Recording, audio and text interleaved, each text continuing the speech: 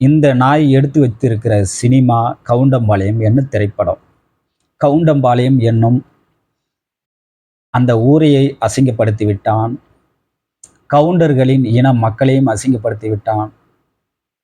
Counter வீட்டு பொண்ணுங்களையும் மிகவும் மிகவும் கேவலமான முறையில் அசிங்கப்படுத்தி விட்டான். நாங்கள் ஆண்டை பரம்பரை என்று சொல்லிக்கொண்டு சேரியின் மக்கள் மீது, சேரியின் இளைஞர்கள் மீது அவதூறு பரப்பும் அத்தனை சாதிய வெறியர்களுக்கும் இந்த பதிவு சமர்ப்பணம். ஆண்டை பரம்பரை என்று சொல்லிக்கொண்டு அவங்க வீட்டு பெண்களை அவங்களே அசிங்கப்படுத்தி வரும் அந்த செயல் அவங்களுக்கு புரிவதில்லை. புரிந்தால் இப்படி சினிமாவும் சரி, நடைமுறை வாழ்க்கையிலும் பேசிக்கொண்டு வரமாட்டார்கள். இவர்கள் வீட்டு பெண்களை இவர்களே கேவலமான முறையில் அசிங்கப்படுத்தி வருகிறார்கள். அது சேரியில் வாழும் இளைஞர்களுக்கு உயர்வைத்தான் தரும்.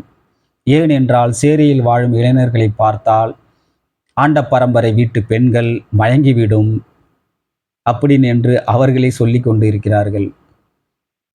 அது அப்பட்டமான ஒரு பொய் என்று அவர்களுக்கு தெரியவில்லை.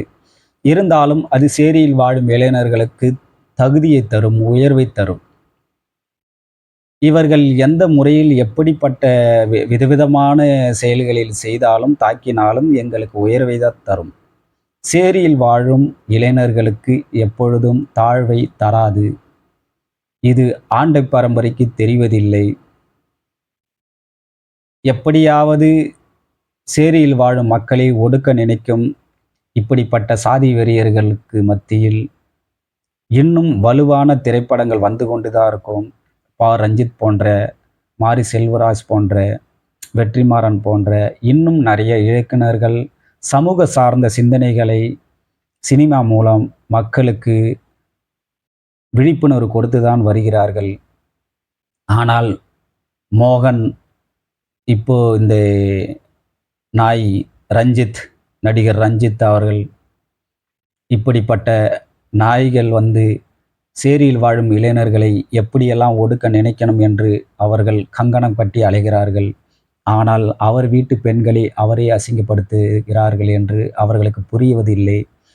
மாட்டுக்கறி தின்னால் ஆண்ட பரம்பரையோட வீட்டு பெண்கள் மயங்கி விடுவார்கள் என்று அவர்களே சொல்லியிருக்கிறார்கள். இது எங்களுக்கே புதுசாக இருக்கிறது. நாங்கள் மாட்டுக்கறி சாப்பிடுகிறோம், ஆனால் எந்த பெண்களும் எங்களை பார்த்து மயங்குவது இல்லை.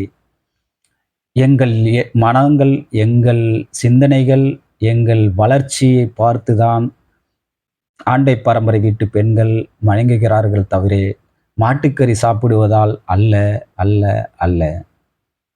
உங்களிடமிருந்து விடைபெறுகிறேன். நன்றி, வணக்கம் உறவுகளே.